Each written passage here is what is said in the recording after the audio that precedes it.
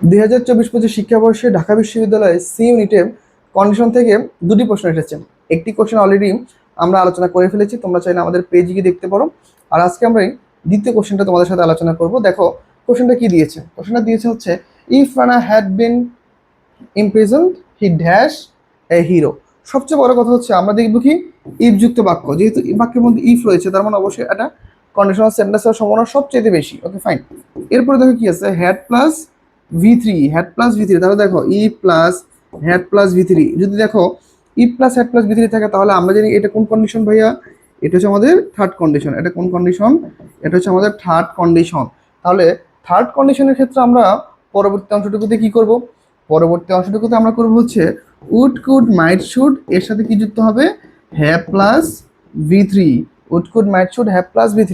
তাহলে দেখো তুমি যদি এই নিয়মটা যদি মনে রাখতে পারো যে আমাদের থার্ড কন্ডিশনাল সেন্টেন্সের নিয়মটা হচ্ছে ইফ প্লাস পাস্ট প্লাস ভি3 যদি থাকে, if plus auxiliary verb plus ভি3 যদি থাকে, তাহলে আমাদের পরবর্তী অংশ হবে would could might should plus have plus ভি3।